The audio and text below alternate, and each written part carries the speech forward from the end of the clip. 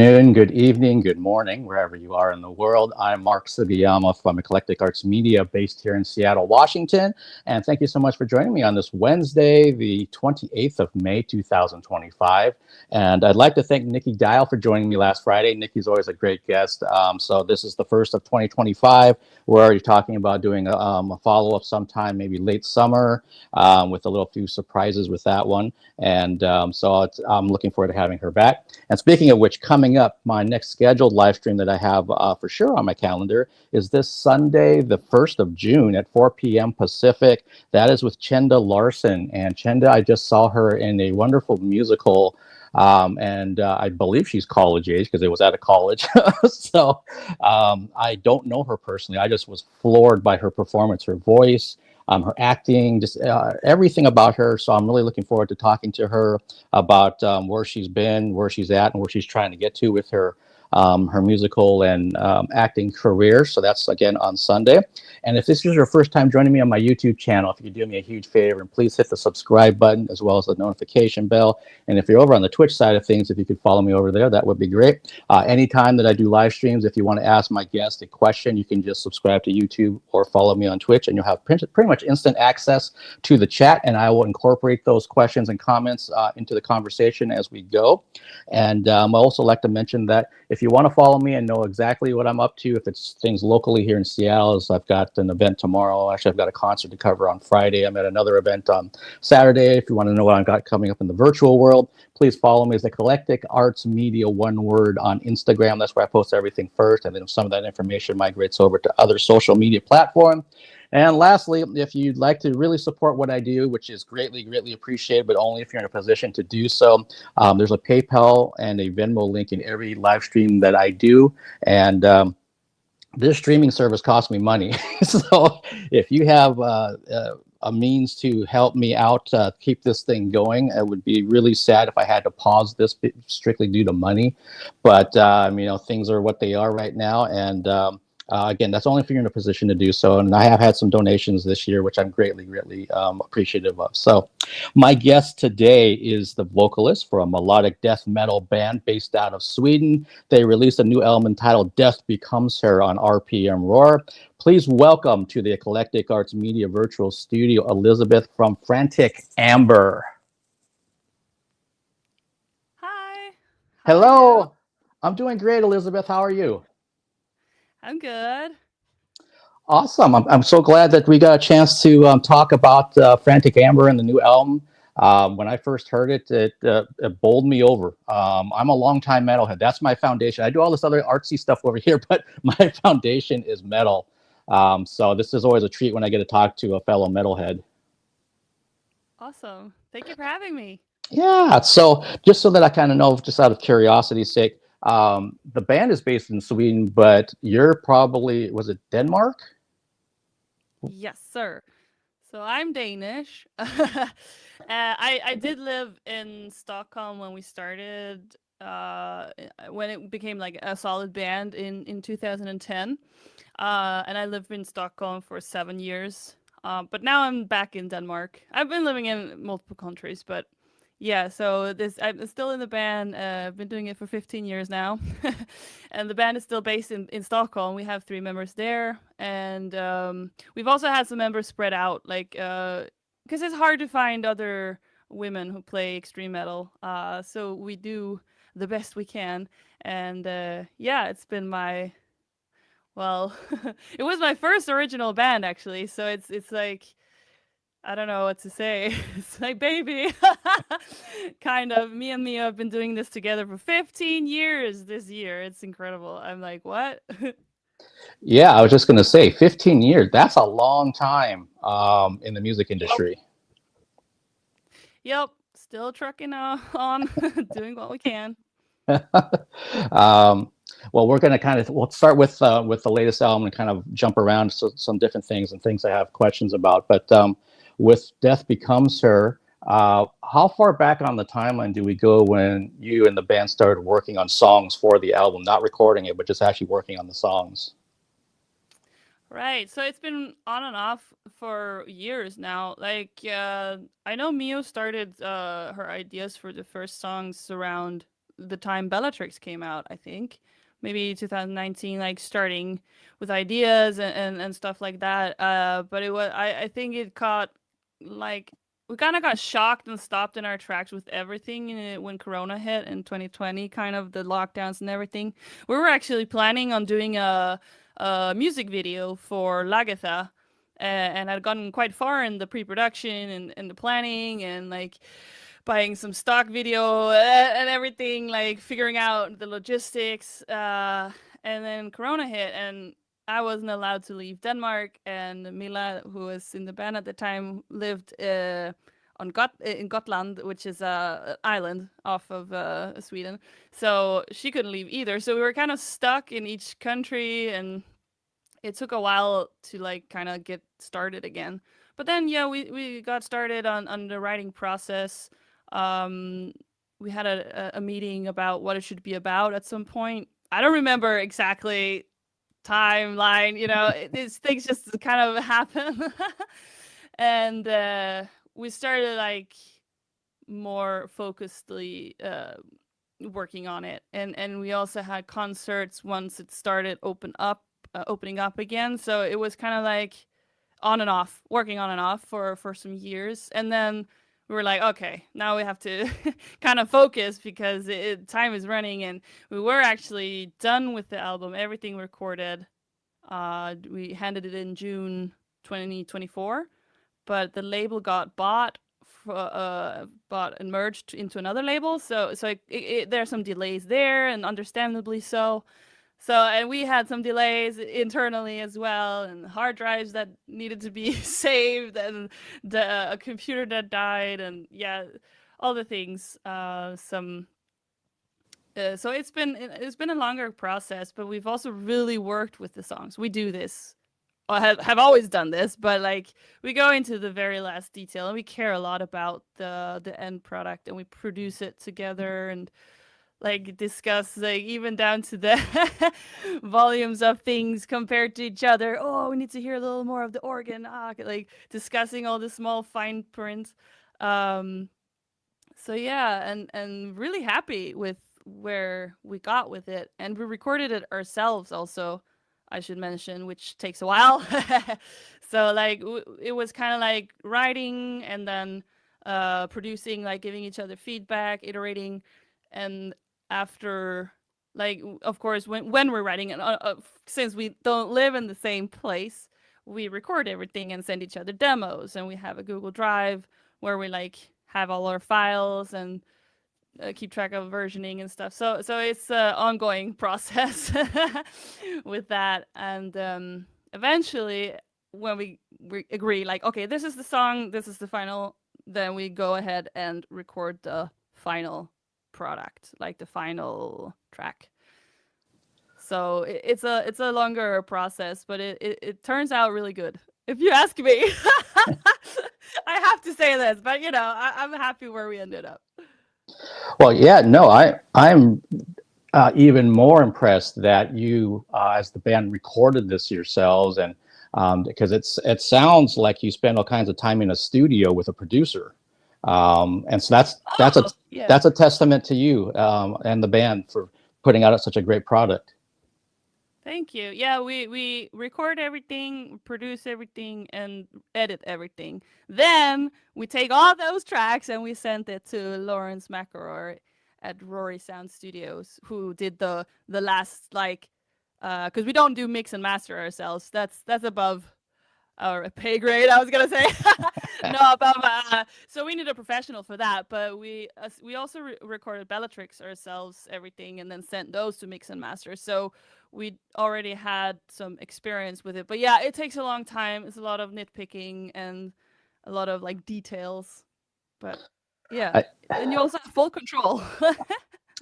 Yeah, absolutely. I mean, and this was many, many years ago. But one of my day jobs, I worked as an audio engineer for a computer company. So, and this was like working with people doing voiceovers for cartoons and animation and things of that nature. So I know what goes into, I know what goes into the process of trying to record file after file after file, especially with people in remote locations.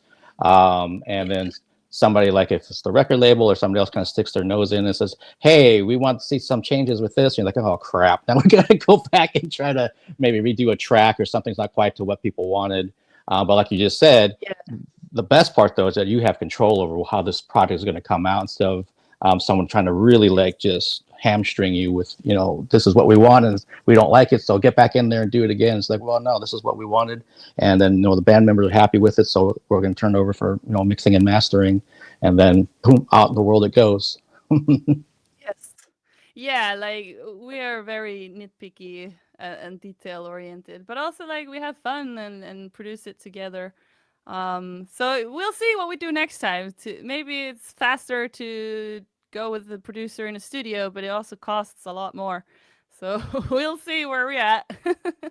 Yeah, for sure. And that's definitely from, I've interviewed quite a few bands of different genres. And ever since the invention of the internet, man, things have been so much, there's so many more options you have, especially when you can send files back and you can do, Zooms and virtual things and meetings with band members and producers and management, versus, and again, I'm totally dating myself, but I'm an old fart. So, pre-internet, then that wasn't really an option. If somebody lived in California, let's say in the US, and the band's here in Seattle, they got to come up here. I mean, that's the only way to make things work. We couldn't send things back and forth and then eventually get together to rehearse for shows. So that's definitely a plus luxury of the internet world, I think. Definitely. Yeah. Like also a little bit like Corona kind of also opened up because a lot of tech firms and a lot of workers had issues with like, okay, what do you do now? Because we have to stay home. So a lot of tech companies actually came with tools to better collaborate, also for musicians and stuff like that. We tried Jamalus and we tried Sonobus. We stuck with Sonobus because it worked the best.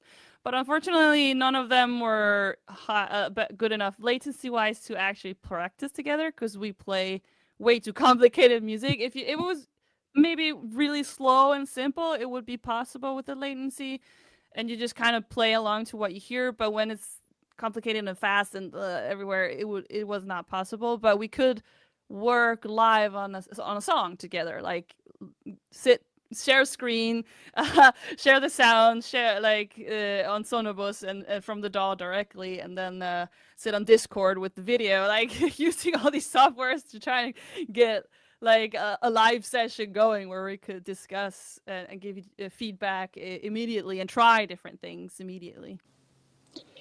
Yeah, that's true. So when you mentioned when COVID hit, I got lucky from a media side because there's a band I had interviewed from Los Angeles that, of course, they couldn't tour, so they tried to use all of their skill set to create a virtual tour with multiple cameras, fog, lights, the whole bit. And I got to open their every show by doing interviews. And I'm not tech oriented enough, especially compared to them.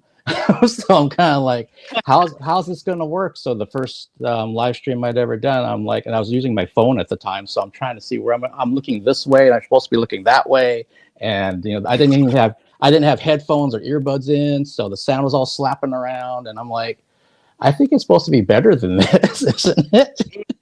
Yeah. You get used to it, and then you adapt, and then you buy some stuff, and then you learn. Absolutely. Go with the flow situation.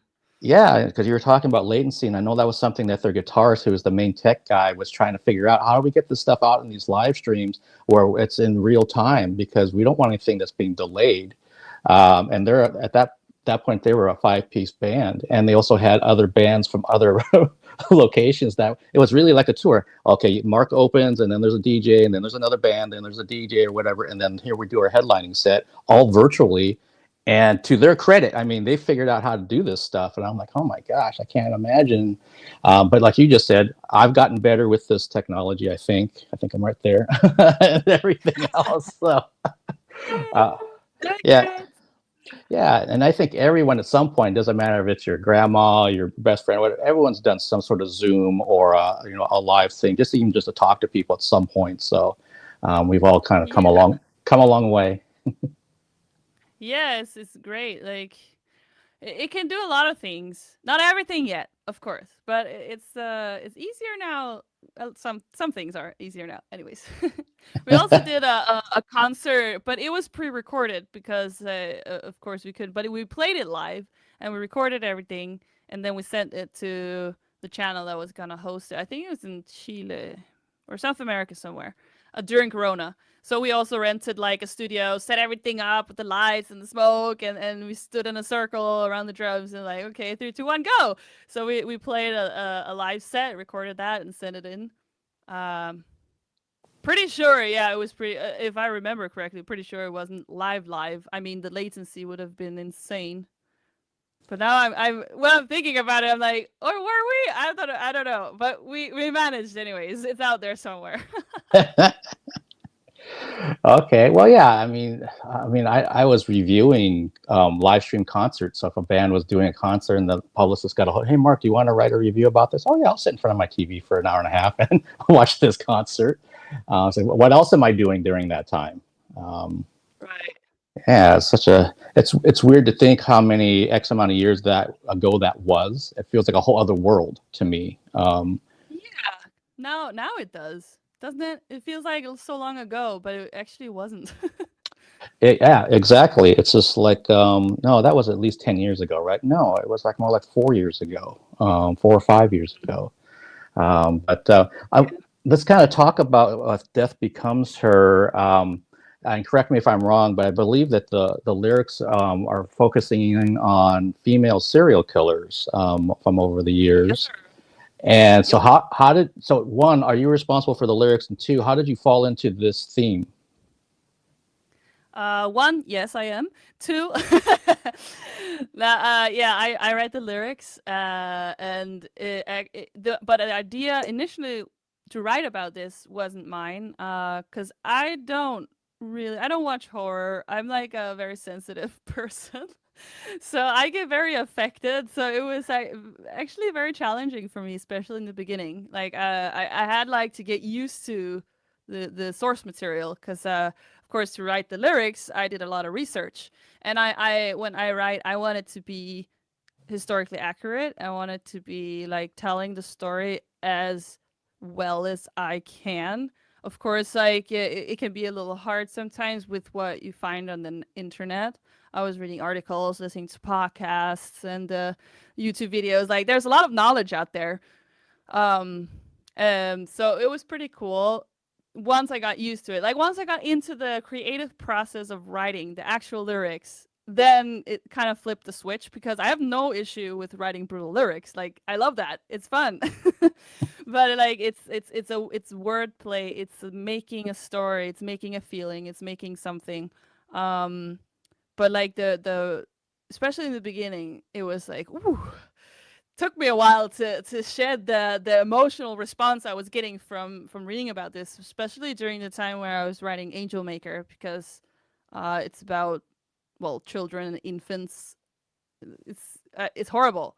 Um, and a lot of the serial killers were actually around the 1800s. Some before, some newer, but there was something going on around the late 1800s. I don't know what it was, but a lot of these women were in their prime with their killings. But you know, to get back to your question, this the concept came from a band meeting, and I think it was Miu and Marcus that have been talking about it and kind of presented it to us, the rest of us, like all excited, like, "Ooh, what if we read about female serial killers?" Because the album before we wrote about female warrioresses, like real women that lived through history and fought and died, and no one even knew their heroics. So that was all like empowerment and like a little more. Yes, it's still brutal source material because it's a lot of war and like horrible circumstance, but it's in the lens of like heroics, and they did something great. They saved their people, they fought for their rights, they stood up for all kinds of good things. And then we go to the other side, and it's also because we did have some riffs that didn't make it onto, and ideas that didn't make it onto Bellatrix because they were a little like, oh, too dark, too brutal, too didn't really match, the more like heroic theme. Even though it's the same genre, we took a darker turn this time, and we wanted to do that. We were all in agreement like this is fucking cool, and wanted to go a little deeper into the brutal side of things, but also the dark and melancholic, and like making a creepy ambiance. We were discussing also in the beginning, before we settled on serial killers, that if it should be like haunted places or like creepy places, something, ghost stories, we'll see.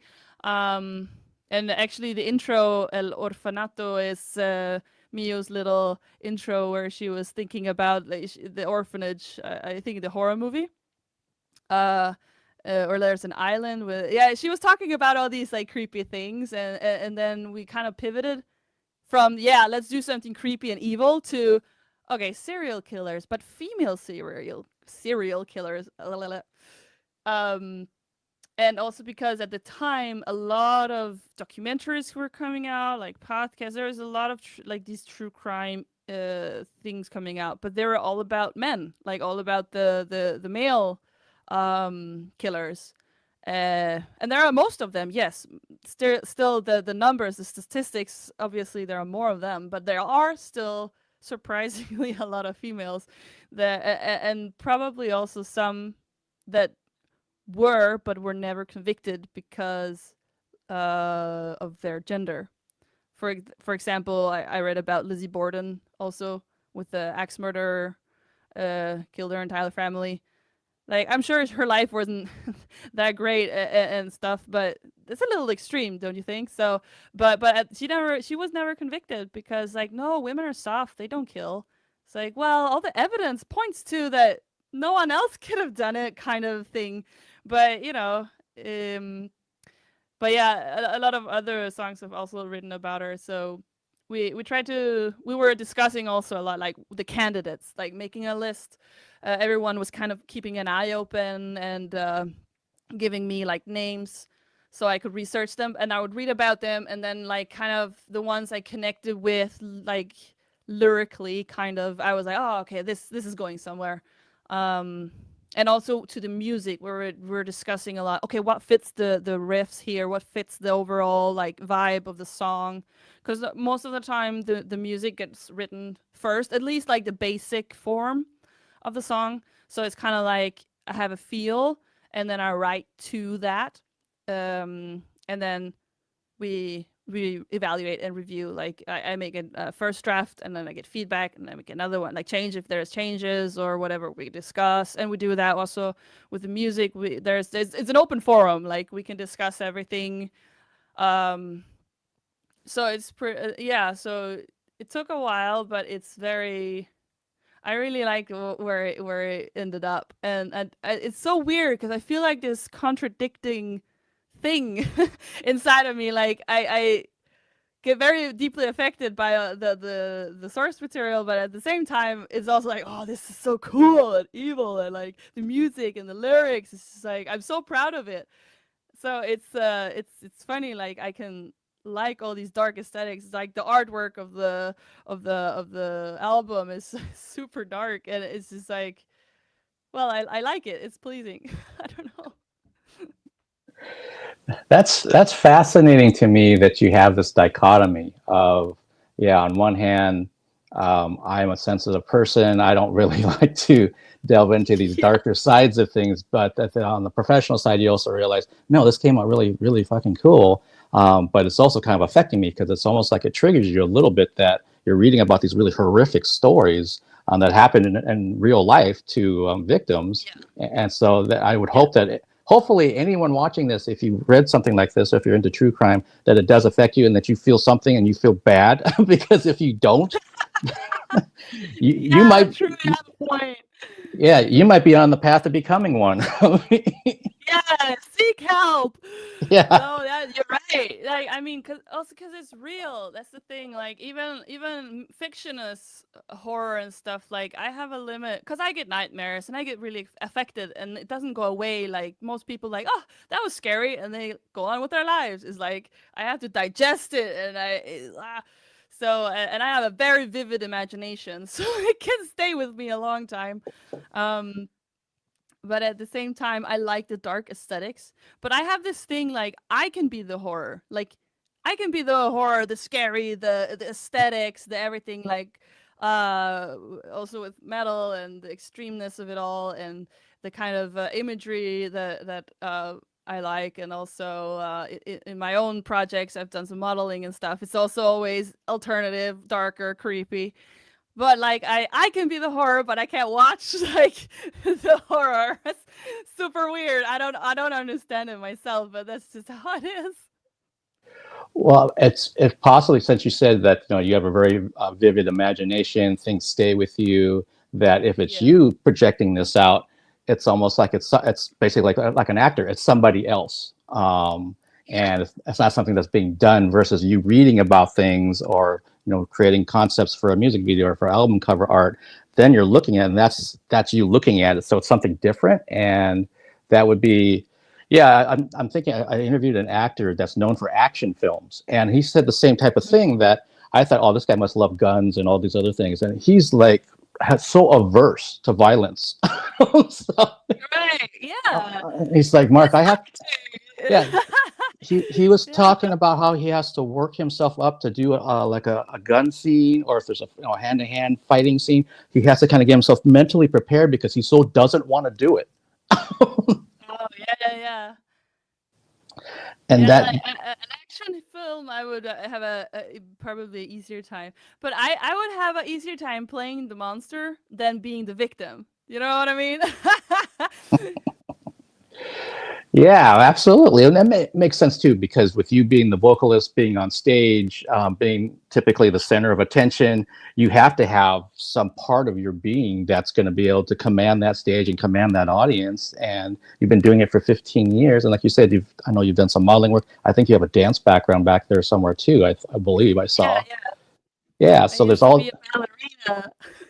Yeah, see, and I was somewhere around here. Where is it? There it is.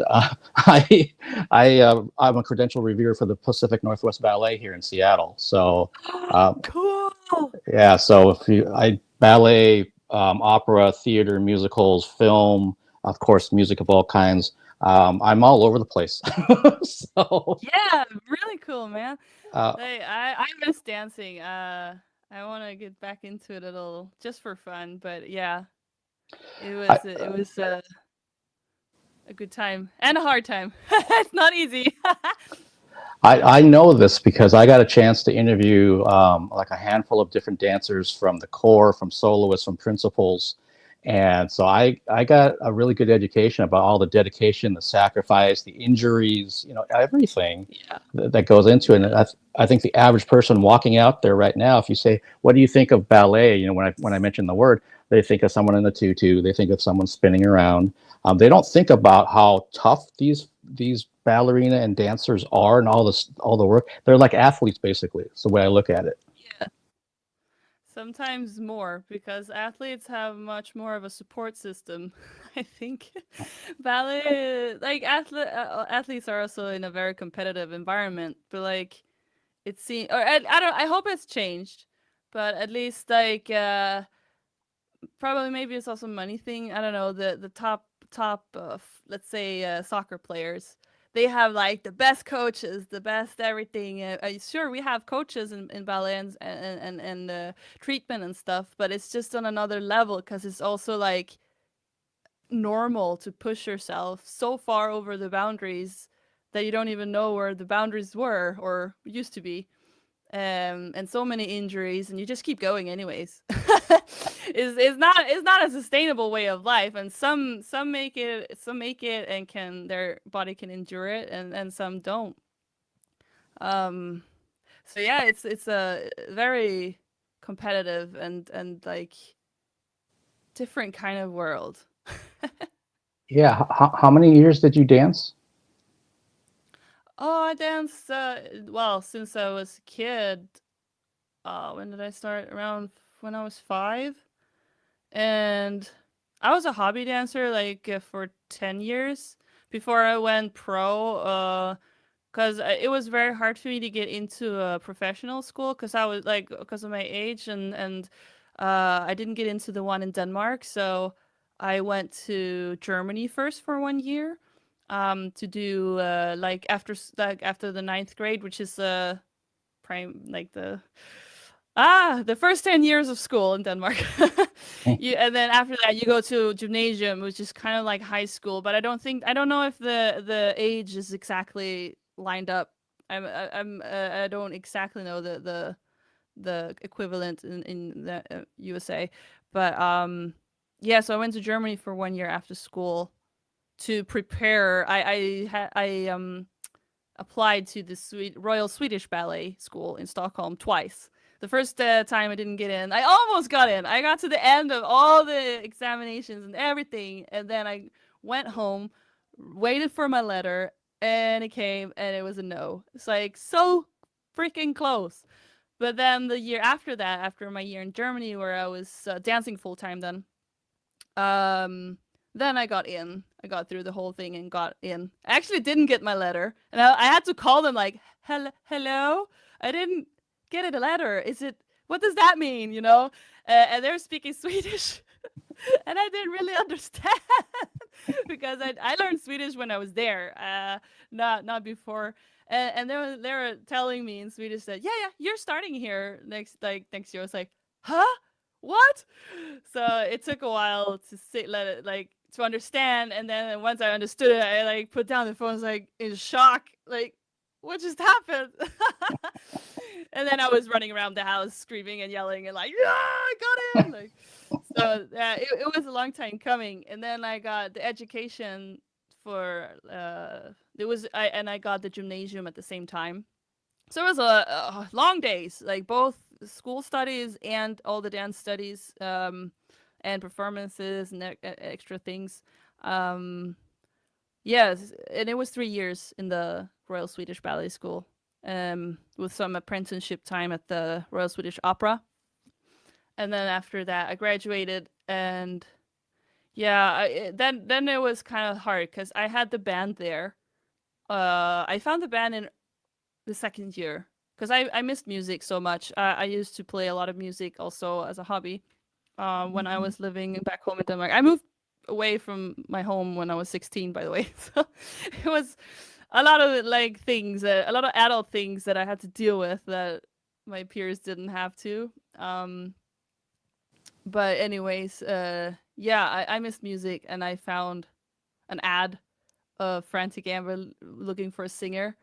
And I have been singing my whole life, and I had just started like growling, just barely, because I wanted to sing along to everything I was singing, and the first song I tried was Ghost of Perdition with Opeth, because like he sings the beautiful things and I sing along, and then he goes to the gutturals, and I'm like, oh, I wish I could do that. And then at some point I just tried it, and it sounded like something, and I was like, what? Okay. I tried to record it on my shitty laptop, like just to see what the fuck happened. And yeah, I figured out, so, okay, I could produce this sound. This is so cool. And so that kind of gave me the incentive to apply, because they were looking for someone who could do extreme vocals also. And in the beginning, the first demo song, it's actually on the first EP called Bloodlust. Um, that was the first song we worked on together when I was auditioning for the band. And the first version was clean singing and just a little like sprinkles of growl here and there. And then in rehearsal, Maria, the founder of the band, she was like, "Oh, so could you maybe growl the whole thing? Try that." I was like, "Oh, sure, I'll try it." And I went home, practiced like crazy, and came back the next rehearsals and growled the whole thing. And they were like, "Oh, okay, you're in the band." So that was kind of like my entry. And yeah, I just figured it out because there are no tutorials. Like there was before everyone had a tutorial on YouTube. There are some few fry screaming tutorials, I remember, but no, like I didn't find good source material for how to growl. So it was kind of a trial and error situation a lot of the time, and also researching and trying to find some information. But yeah, it was lots of trying it out and just going for it. And then of course, like singing technique still applies. It's just a different uh, thing on top of that, I guess, and more supports. And so I knew some basic singing technique, and I applied that also to my growling technique, and I evolved from there. And I'm still evolving. I'm still learning and listening and trying new things. And yeah. So Oh, sorry, I got way off track. Where were we? no, I love the fact that you're giving me some background and talking about your years in dance, and we have things in common. So besides the ballet piece, and like you said, you also did some dancing for the opera over there. That I worked with models for about 10 years as a photographer. So you talked about doing alternative modeling, so I'm very familiar with that because I always Yeah. wanted. I wasn't doing high fashion. I was definitely doing creative, artistic types of photo shoots. And then Cool. I'm a musician. That's probably where all this actually started, with me being a guitar player, and just as a hobby. We played stuff around town as a duo, but I don't count that. It was just for fun. Uh, but we have, I think, artistic people are kind of like what you're talking about and what I'm talking about. That we have our hands in many different things. I don't think there's too many that just do one thing and that's it. Maybe that's what they're known for, but then you find, oh, they're a painter, they're a writer, they love to do design or something. And that's part of Right. that creative mindset. It's like we don't think in terms of limits. No, then we would never do anything. Yeah, and then also just and we'll get back to the album for sure. But the one I'm looking at the poster right now, because so my favorite dancer from Pacific Northwest Ballet, she was like the face of the company, had been there, and like you're talking about, for years. It was, I want to say it was either 22 or 24 years, and Wow. to last that long before she retired 2 years ago, was just ridiculous. But then when I got a chance to talk to her and about her career, yeah, she remembers all the hardships and all the injuries, and it's like, and all these other kinds of things. Like, I don't know if I want to still do this anymore. She's also talked about like when fellow ballet slash friends retired themselves, so then she lost some of her support system. Um, Yeah. yeah, and she had other interests as well that she wanted to do, and her sister's like a classically trained. I think she plays violin, because I met her too. But it was like this whole thing. But I love hearing people's stories, and just like your story, that there's so many things in your background. So if someone watches the Frantic Amber video, they're getting one slice of many other slices in that pie. True. Yeah. That's the thing. I can only do one thing. I'm trying really hard to focus on one thing at a time, but it's hard. And I have so many ideas. I have so much I want to do all the time, and there's never enough time. And adult responsibilities, whatever, have to make money, la la la, boring things. Uh, if I could choose, I would just be a creative and create all day long and rest because yeah, you get it. Yeah, see, and I can totally relate to what you're saying. I mean, I have a day job. That's why it was hard for me to try to get this schedule together, because typically I would be working on a Wednesday at this time, but I'm not today. So that's why I'm like, Right. yeah. So I reached out to the publicist. Yeah, Was, it's daytime. Yeah. yeah, it gets hard. And so Yeah, it does.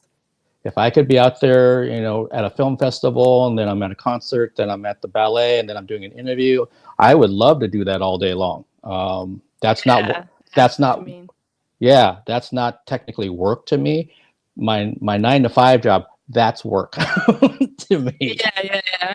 Same. We have day jobs, all of us. Like a lot of fans come up to us and they get super surprised, like, "What? You're not doing this full time?" It's like, well, we wish we were, but no. The reality is, we have day jobs. We are hustling like everyone else, or not everyone else, but like a lot of musicians are, and we do it because we love it. Take time off from our work to go out and play, and tour and stuff like this, and we finance everything ourselves so far. So it's a lot of work, and it's yeah, there are moments where like should I just give it up and do something else, or be normal. I don't know, go to my work and then go home and watch TV. I don't know. But then I would find something else to do because I can't sit still. But for a while, sometimes it's like you need to have, I guess it's normal also to have these up and downs. Sometimes it's hard and other times it's fun and easier. But I that's also why it's important to be really good friends, I think, in the band. And we are. So it's yeah, so you have each other's back when it gets tough. Yeah, well, and that's definitely. I can't imagine being in a band when you don't get along with somebody. I mean, like, I really don't like this person, and you have to kind of try to work with them in Yeah. recordings and on stage and rehearsal and everything. Again, when I did my duo, I had two different singers, and the first singer I got along with well to a point, and then she kind of flipped out on me one day, and I'm kind of like, where's this coming from? And so then I looked for a different singer. I found a different singer. We're still friends to this day. We'll go hang out and go see Yeah. shows and stuff. And so I'm like, this was so much better because it was just easy. We just kind of got each other, and we Yeah. can make it work. And like you were saying, I think it's always going to be a roller coaster for anyone especially in the arts that, like you said earlier, the band is so specific about what they're looking for. You're very intentional. You're detail oriented, and so you want it to be here. You don't want it down here. You want everything up here. And then maybe things are kind of going well. You get some shows. You got some other stuff coming along. All right, feels like it's moving along, and then something kind of comes and kind of blindsides you sometimes. And it could be things that you can't even predict. It could be something personally that Yeah. happens. Oh, I can't have to take a Yeah. break now, and you're like, shit. I've been working 15 years for this thing. Um, Yeah. and, I think one thing, at least, that can definitely help put a feather in your cap for the band right now is that the new album is being so well received. I mean, it's a motherfucker. I mean, it's a really great album. Thank Um, you. Ah, thank you. yeah, Yeah, it means a lot. And we've been doing some interviews and publicity now and gotten reviews and stuff. And the fans also, of course, write us. And so far, it's been really well received, and it's super cool. Like really nice to to get like a pat on the back after the hard work and long time. So yeah. yeah, no, it's absolutely true. I mean, my first concert I went to, I was 9 years old. I saw Kiss. So I've been going to shows forever. I'm again longtime hard rock metalhead. I love lots of other types of music, but so I get stuff sent to my inbox all the time. And when I heard the new album from you guys, I'm like, that's when I reached out to Dustin, the publicist. I'm like, are they doing interviews? Because I want to talk to them. Yeah. So, we wouldn't be here right now if I didn't like what you guys are doing, and I love what you're doing. So, Thank you so much. yeah, and I can totally appreciate all this, the being passionate about what you're into, but also the reality over here of having bills to pay and trying to juggle all this stuff. And you got these ideas in your head. Oh, I would love to do this little side project when I have a moment, and well, you don't have a moment, so you're kind of like Yeah. gets pushed back and pushed back and pushed back. I'm in the same boat. I was trying to do an offshoot of Eclectic Arts Media, which I actually haven't talked about on a live stream until today. I won't get into specifics, but I thought, oh, this won't be too hard to get this off the ground. I'm at square zero right now. I couldn't get it off the ground. Yeah. And it was frustrating. Then I had to kind of step back and remember when you first started doing Eclectic Arts in 2011, you had the same issue. People wouldn't get back to me. If I got a no, that was a plus. It was kind of like, don't forget that, if you're starting from nothing, it's going to you got to go right back to all that kind of grind, and work. And how much do you want it? Yeah. And so now, as for yourself and for the band, I totally get and applaud what you're doing because it ain't easy. No, it's really not.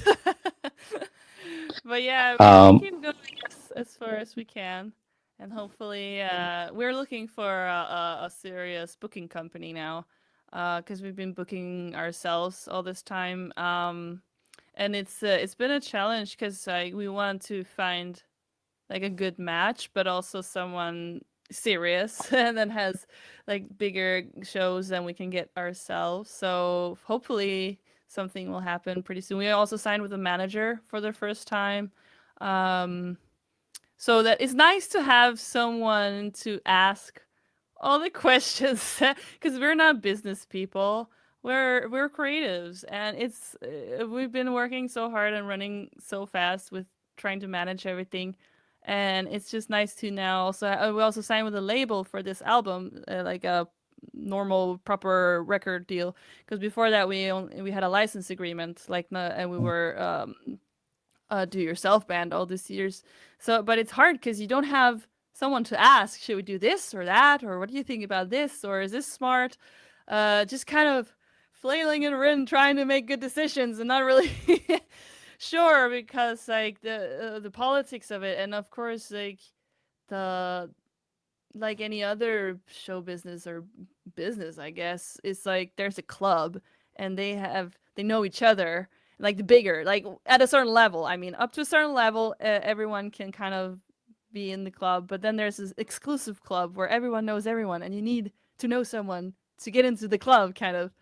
So it's kind of where we're at, kind of at this little awkward, like, we want to grow, we want to do like bigger things, but we also need the entry into to more consistent because we've had big shows, we've played huge shows here and there, but it's like getting somewhere consistent. That's kind of like the goal now, and now we're having more of a traditional team to help us out with it and actually ask these questions like, should we do this or that, what's smart, what do you think?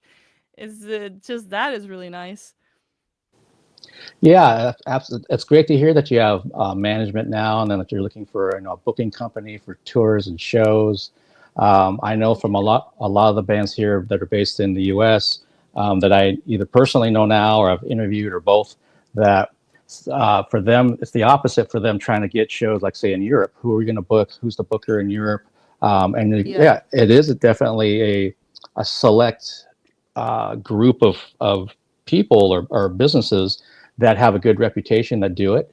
And so it's kind of like, well, who do you Yes. know, kind of a thing. And oh, well, we know so and so, Yes. and he has an in for that. There's a band that's touring actually the U.S. right now from South Africa, and they had a heck of a time trying to get stuff booked in America. Even last year, they announced all the tour dates, and then the whole tour disappeared on them. Yeah. So We tried uh, that as well. So it sucks. Like we were going to the States. We had a whole tour for 5 weeks lined up and it was announced and everything, and suddenly the booker just went silent. And we're like, hello, hello, nothing. And then we got closer and closer and closer, and it's like, okay, this is never happening. And yeah. So I think it's actually happened multiple times, but not announced. But this was announced, and like we were ready to go. It's like, okay, let's hand in the papers. Let's get this train rolling. And then nothing. That was very disappointing.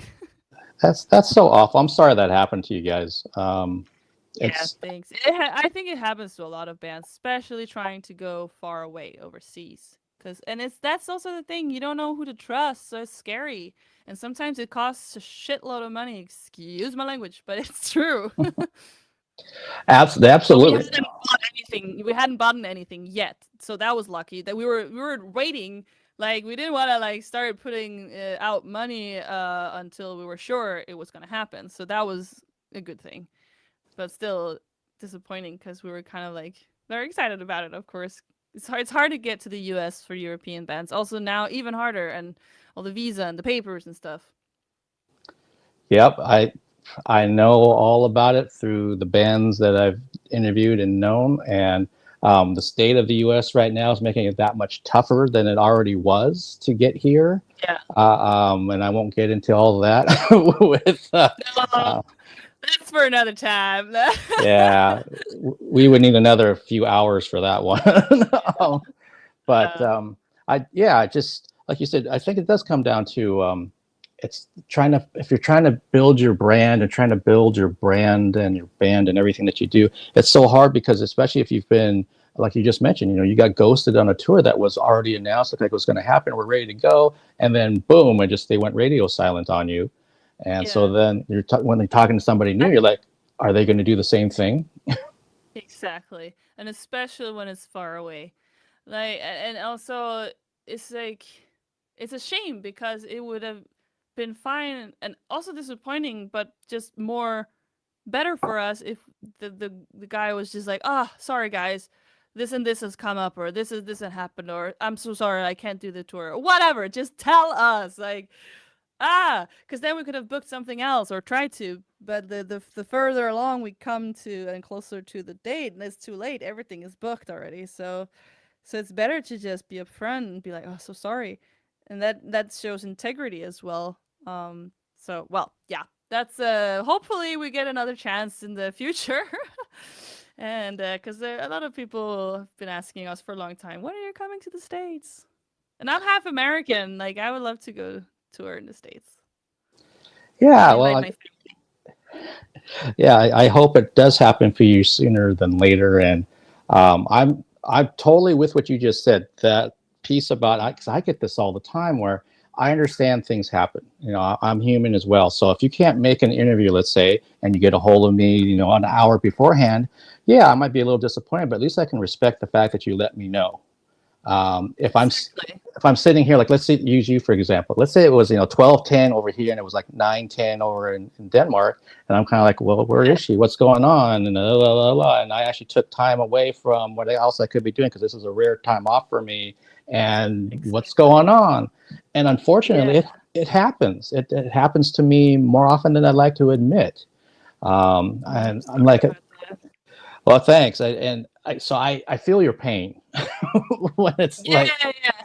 Well, we all have these instances. It's just better to say, "Oh, sorry, I'm not gonna make it," and it sucks. But it's better to say something than nothing at all. yeah, And there's nothing like that gray area where you're just like, what's going on? yeah, I don't like, what know. happened? Are you okay? Like, I go there immediately. It's like, oh, did something happen? Did something horrible happen?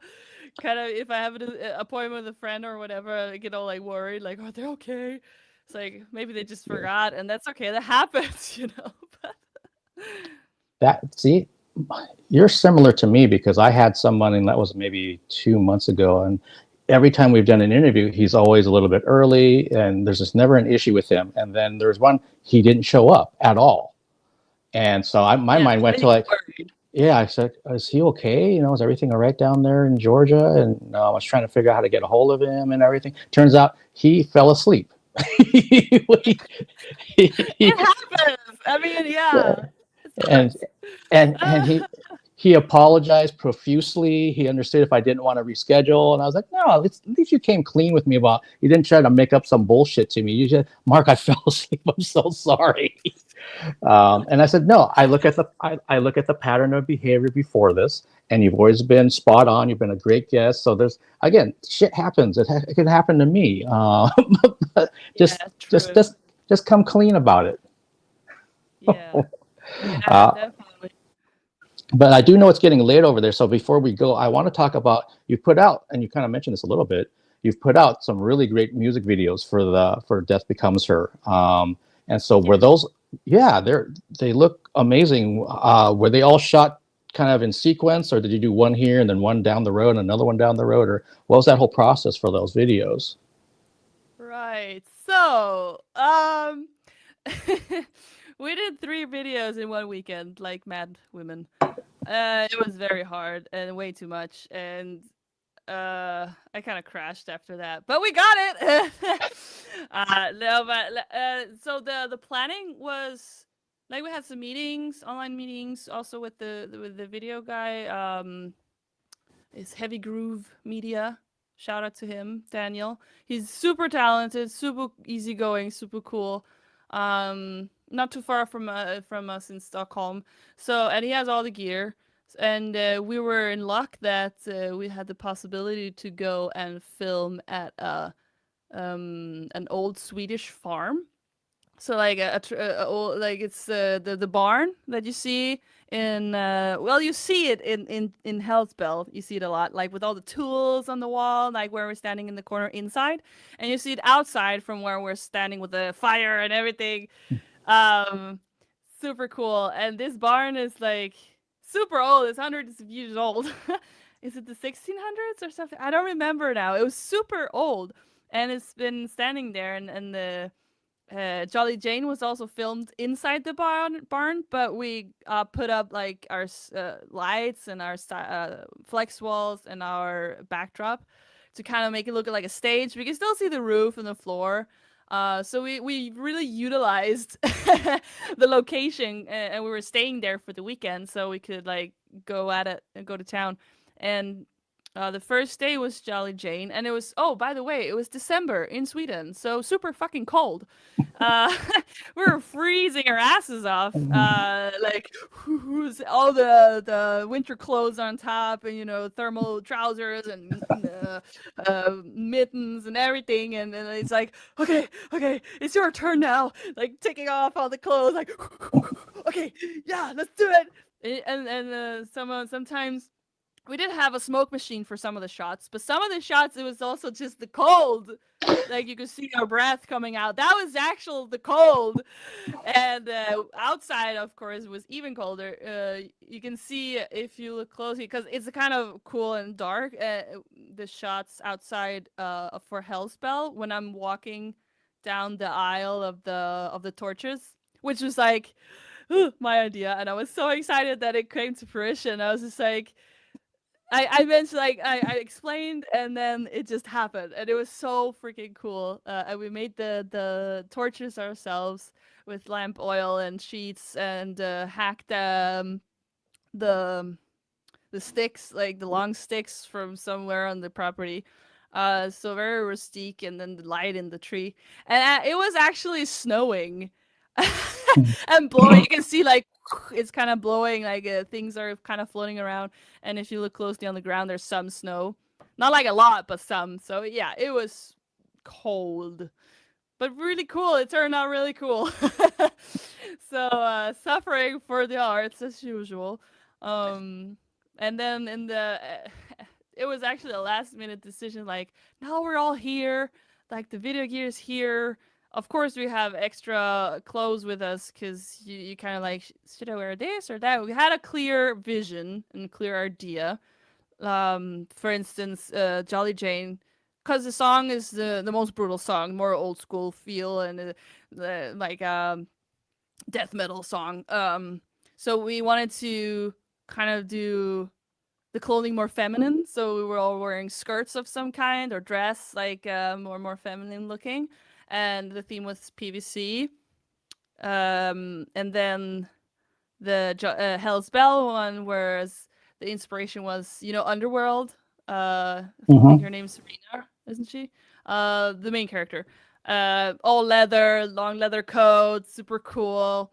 And kind of like all no skin showing pretty much. So that was and also very fitting because we had some shots outside of the barn even, whereas it was windy and cold. So we had the long leather jackets and everything. So that was kind of like the vision for that. And then we're like, now that we're all here, shall we just do because there are so many cool locations on this farm. So let's just do a Black Widow, kind of a simple idea, but in the silo, because it was an old silo we were standing in, only one at a time, because I didn't really know how well the floor was holding. So it was a little like nerve wracking. Black Widow was like filmed the last and just like go go go, kind of almost an impulse decision, but still like, because the point was, yes, we were all there and all the equipment was there and we could do it like cost efficient, time efficient, everything. But it was, ooh, yeah, after that it was not feeling too great, but we did it, and it turned out really cool, and the lighting and everything. So yeah, super cool. And a lot of the side story stuff that you see was actually the inside of one of the other houses on the property, which was just left kind of intact as is, almost like a museum, like pretty untouched. So some of the things were still there, like the bed and the rocking chair, the study with all these old newspapers, and upstairs there was this like with these old flasks and stuff. So it's, ooh, let's use that for Black Widow, like the poison, and Hell's Bell has some of the other shots. So it was really really cool to have a chance to have that. Yeah, hundreds of years old. Well, that adds, now that you've explained the background of this location and some of the artifacts that are still there in the other home on the property, that there's an authenticity to the music video when you see those things. And I thought, oh, where'd they get those props from? Well, now I know why it has an authentic feel. They're actually there. Yes. Super cool. And the guy that owns the farm, like that's why they're in the barn. That a lot of the tools and stuff are hanging on the walls. It's just like random stuff he's found on the property, because like it was kind of a mess when he started. So, like gathering the things, like oh this, I just like thought it looked cool, and it's just so perfect because they're sharp looking things and like murdery looking things. It was perfect for the video. Yeah, so it was very very nice to be able to do that. And also the buildings kind of look, because if you look up Belle Gunness, which Hell's Bell is about, her farm is this kind of style. She was an immigrant from Norway actually to the US. um and so the farmhouse is kind of in this style as also old Swedish farms were. So it was kind of similar. Not exactly the same, of course, but pretty close. It's so interesting how things that you're trying to do these music videos over a weekend, and then some of these little things that you probably didn't even plan on, is if it's the artifacts, if it's the farm and the barn kind of looking similar to one of the actual serial killer Yeah. stories, and all these things just kind of coincidentally came together, and that's off. I love it when that kind of stuff happens, though. Yeah, but like the location, once we found it out, we did already make like, oh, it looks kind of like Belle Gunness's farm. So that was kind of like the whole location was on purpose, but like all these details with the tools and the extra things were totally random. Like we had no idea they were even there. Super cool. And Yeah, also kind of. the poisonous bottles, or the small bottles. It wasn't poison, obviously, but something else would have been in them. But or we never know. No, it's kidding. Yeah, I think that's, like you said, if you've found this location and say, oh, this kind of reminds us of the barn from her exploits, and then you find all these extra details. It's almost like the universe saying you were supposed to be here to shoot these Yeah. videos. And that it was even possible. And also, a funny thing that we were laughing a lot about is like, because Belle Gunness, she had pigs, and it was a pig farm because one of her, well, deceased husbands, the last one, he was a pig farmer and a butcher. So she had learned the trade of like how to butcher, like dismember things, animals, and she did that with her victims and fed them to the pigs, some of the parts, and some of the parts were dug down. And like, and she has also an assistant, an accomplice, to help her, but still she was a big strong woman, like a she could like apparently drag a human, like a grown man, by herself to dismember them in the basement or whatever. Yeah, so gruesome stuff. But like the whole thing of the pigs on that farm, it wasn't pigs, but it was, they had sheep, and they're kind of like curious, coming over looking like, what are they doing? And we were like joking like, oh, we should just dress them up as pigs and haha they could be and put the like CGI them to pigs. I don't know, can we do that? Like, but no, they were just like cute little sheep. Oh, that's awesome. And those, um, I think one thing that's really nice too, and even though it was brutal for you guys to go over a weekend to do these videos, they have such a continuity to them, and that helps with the lyrics of the album, that you've got these different serial killers, and then the music videos seems like they tie right into it. So it was like almost like genius marketing. Yeah, thank you. We really tried to find the vibe. And also we really, also for Jolly Jane, for example, we really wanted a more traditional music video where you could really see us playing and performing the song. So not a lot of side story and a lot of other things going on, but just like us playing, looking cool, having different angles and stuff like that. So it's a more traditional approach, but still have like the clips not too fast. We were very specific with that, because some music video, like there was a style at some point where it's like cut, wow. It's just like super quick cutting, and kind of get a little dizzy from that. But for us, we wanted us to be able to like just see who's playing for one a little longer than a split second. um so and all of our wishes were totally met, like and above expectations. So we were very happy with the result. Yeah, and you mentioned Jolly Jane a couple times. When I heard that song, it totally took me back to like something from Cannibal Corpse. Even the your dun dun dun dun dun dun dun. I mean, the music and then your vocal phrasing. And I love Cannibal, so I was like, "This is awesome." Cool. Yeah, it wasn't like trying to sound like Cannibal Corpse or anything. It's just like this more like that style. Like how would we do perform this more like it's homage almost to more old school death metal or death metal in general, brutal death metal. The last riff of Jolly Jane, we're always like, sounds like a Dying Fetus riff. That's a Dying Fetus riff because this is super groovy. Um, and stuff like that. But like, it's not. We never try to sound like anyone. It's just how it comes out, and we do our thing, and then people put their influences afterwards. Oh, it sounds like this and that. It's like, yeah, I guess so, sure. Because I don't really think in those terms. I just think like, oh, this is a cool song. Yeah, and that's definitely as a creative person, this is what came out of you. It wasn't like I'm sitting here specifically. Oh, I want to make sure it sounds like this over here. It's like no, this is Not at all. you got all these different influences, and this is what you've been doing for 15 years. And I'm thinking also too that there's definitely some black metal influence in some of the songs, and Oh yeah, there's I mean, influences from all the other genres.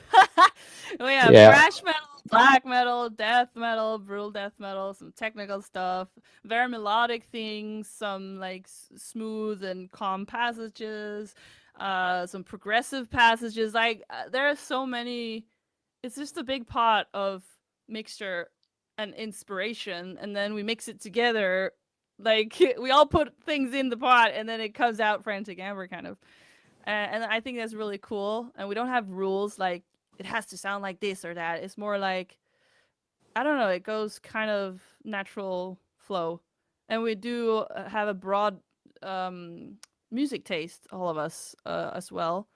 So it's cool to put in like especially Hellspell, for example. You mentioned black metal. It's more black metal vibe and feel. Lots of tremolo, lots of blast beats, um, and double bass drum going for almost the entire song. So yay, drummer! But yeah, and these more like black metal passages, and I put that also in the lyric, lyrics, but with fire, but also in my singing style, like taking them a little more black metal feel and a little more, yeah, of those techniques in. So it's really cool, but there's still some like really nice clean singing there, like a 3 harmony choir that I just made up. It just came to me. I was like, oh, it would be cool. It would be so cool if. And then I tried it, and then I showed the others, and they were like, yeah, that's cool. Let's keep it. So it's kind of like this whole like trying things, and if we like it, we keep it. If we don't like it, but we don't keep it, or we change it, or whatever. So it's pretty cool to have so many mixtures of things in, and then eventually it becomes a cool song. see, and I think that's one of many reasons why the music resonates with somebody like me, because I'm eclectic arts, so I like a wide variety of things. And when I listen to the Yes. music, it's also the music that you can listen to it over and over again and get something new out of it. It's not like one and done at Right. all. There's a lot of depth to it. Yes, and details. Yeah, definitely. It's been a really inspirational to work with it, but also like to hear it in its completed form is really cool. And I think the production got really like the mix and master. I was really pleased with the sound of it also. Yeah, again, you should be. I mean, this is like it's making waves now. So even people like who are newer to it, if I've already turned on a couple people to it that are metalheads, they weren't familiar with you guys, and so I'm like, you gotta Oh listen to this. You gotta listen to it. yeah, thank you. Spread the word. Yeah, there's nothing better than word of mouth, especially for metal bands. If other metalheads are Yeah. talking about it, you can kind of feel it in the underground, like what's going on with this band, from Sweden. You got to kind of check them out. And Yeah, definitely. Elizabeth, as we're getting close to winding this down, I thank you for giving me so much time. I realized I kind of went past Sure. what we talked I about. speak a lot. Ah, yeah, Uh, this sounds. I talk a lot, and once I get started, it's like, well, you need to steer me back to where we were, or I'll go uh, on and on. I would much rather have somebody talk a lot than someone who doesn't talk at all. Well, yeah, I guess so. Uh, For an interview, staying is better. trust me, I've had a couple in-person interviews where somebody was just like, it was so hard trying to get something out Yes. of them. Oh, yes. E- Exactly, and I won't name names. But No, of um, course not. the last thing I would like to ask, what do you have? What's the band have coming up? Do you have some shows this summer? What can we look forward to? Yeah, we have some shows this summer. We already played some shows.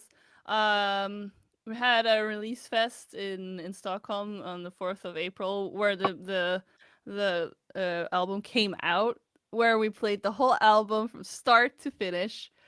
So that was pretty cool. It was our event, so we could totally do that. And we played also, of course, 2 extra songs as an encore. But that was special for me to perform the whole album as it's like recorded, like or put in the order on the album and everything, as it's like a journey you go on.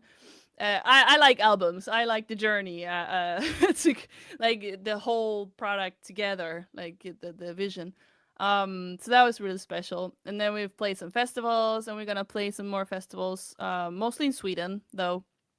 And we're working on getting some tour together. We're working on something. See if we can get out something more in the fall, and of hopefully next year it will be more active with hopefully a serious booking firm that can kind of elevate, uh and that we can trust also doesn't disappear. So we'll see. We're working on it. We really want to elevate the band and keep going, so hopefully we can visit more countries. And yeah, we'll see with the States, because it's yeah, a bit harder to get there, but hopefully we can go back to of course Europe and to South America. We were in Colombia in Rock al Parque. We played the biggest metal festival there in 2022. Huge, uh very cool experience. Yeah, so hopefully we get to go back there at some point.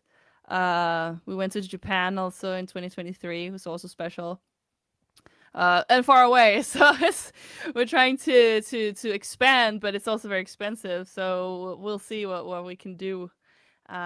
But yeah, it's just keeping on, I guess. Well, that's awesome, and I hope that you do find that booking agency that gets you out to anywhere, not just the U.S., but just any place. Because as the band's profile raises and you do more shows, then things just start to build and build and build upon each other. And so I'm always happy Yeah. to see. Yeah, I'm always happy to see bands that can get out on the road anywhere, if it's their home country, continent, that type of thing, and then eventually get themselves over to the U.S. And in due time, good things will come. And and having talked to you now for like an hour and 10 minutes or so, that you're such a creative person, such a wonderful personality to you, uber talented, that yeah, absolutely, I would welcome you back at any time. If you want, if something you want to promote, we'll connect through social media or something. And I love having guests come back. And All I right. and you're somebody that I could definitely do that with. And again, I just had somebody come back last week, so it was kind of like, Mark, I got a new video coming out. Okay, I'd love to talk to you again. But All I right. wish, Cool. Yeah.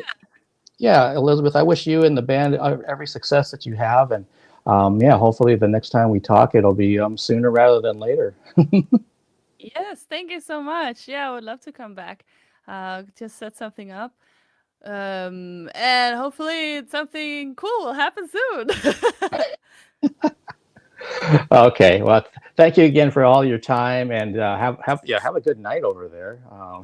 It's Thank you kind of so much. Yeah, you have a good day. it, It's a bit earlier over your side. it is. It's 1:19. I see the sun's out here in Seattle, so that's a rarity. Ooh. It's kind of like the north here. Like when we see the sun, it's like, oh, wow, I have to go outside. It's sunny. Run! Yeah, because they're talking about, I think it's supposed to be like 83 or something today. So that's what, 17 or 18 degrees Celsius. I mean, it's like, what? Nice. Yeah, summer Yeah, is coming. it definitely is. So I'll try to take advantage of it, I guess. Yeah. Go for a nice walk. There we go. All right. Thank you so much, Elizabeth. Take care. Thank you so much for having me. Take care.